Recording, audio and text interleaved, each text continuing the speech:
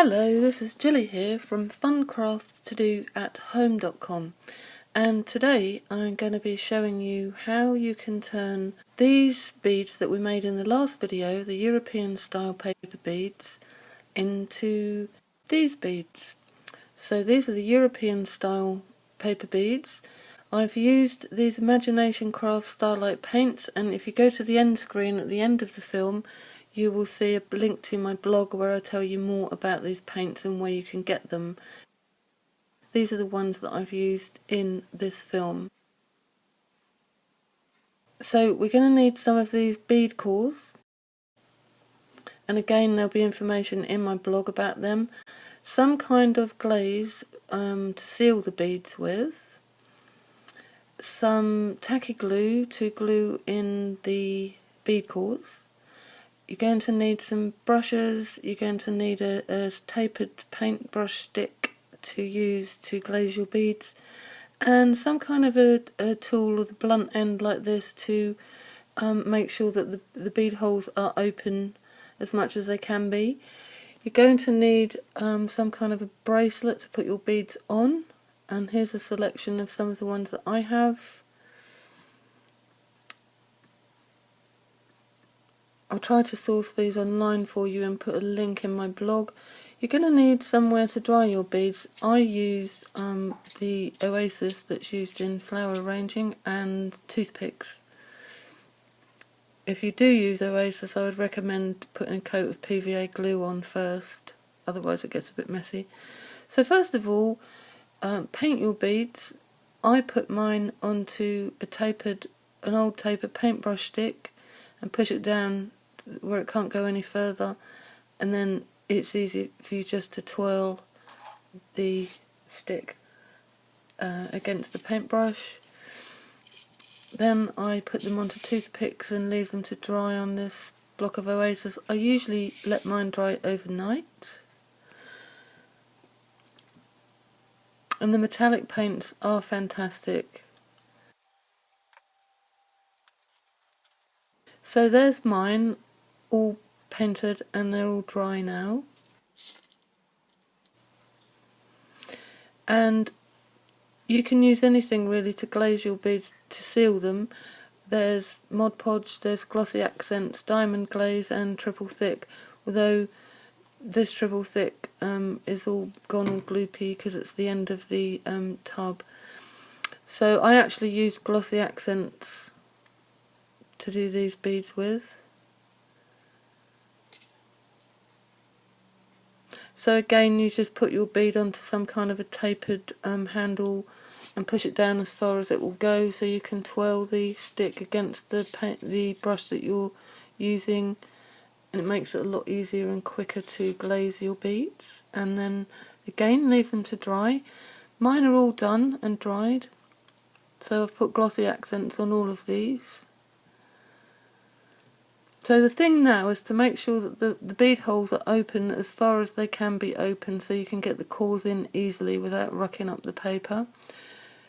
So I just use the blunt end of a glue spreader and push against my thumb, so you don't actually push the bead out the other side. Just work that round, and these are the bead cores that we're going to be putting in, so you need to make sure that the hole is open enough to take them. So I put my tacky glue into a little pot, it's just easier. And I use a very fine paintbrush, and again a tapered paintbrush handle. And then I just slip the bead core over the handle down as far as it will go,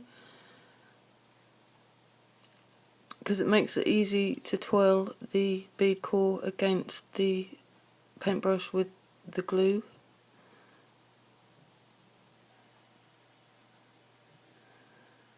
Just give that a good coating, not too much, otherwise you'll end up with glue squished out all over your bead. And then just slip the bead on there and push the core straight in there. Give it a good squeeze to get it firmly on there. And then repeat with the other core. And then just do this with all of your beads.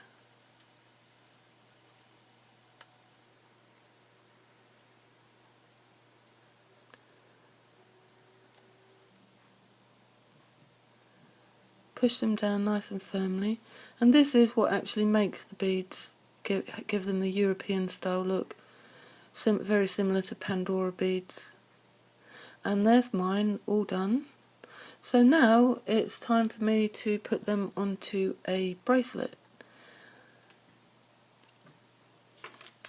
And these are typical of the kind of bracelets I use, the leather, the metal ones.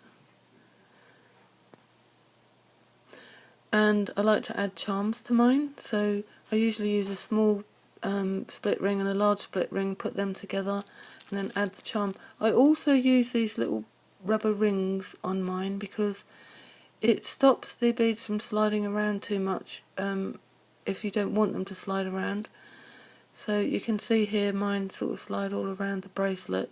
So I add these tiny little rings. I will try and find a source for you to put in my blog, because I can't remember where I got mine. I haven't got some horrible skin disease, that's dried up glue on my fingers. Okay, so you can see how these little rubber rings hold the beads more in place on your bracelet. So I'm just going to pop another one on there. They're fairly easy to get onto these rigid bracelets, but they're quite difficult to get onto the leather ones.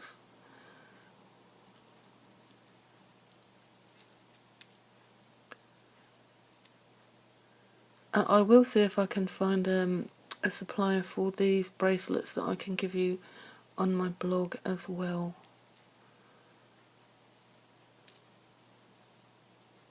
They're not always that easy to find. Okay, so this is me putting a rubber ring onto the leather, or the faux leather bracelet. You have to force them over that little metal end, but it does stop the beads from falling off the leather when you take it off. So they're kind of essential on the leather bracelets. So there's my two finished bracelets. In future videos I will be showing you more fancy ways to decorate your European style paper beads.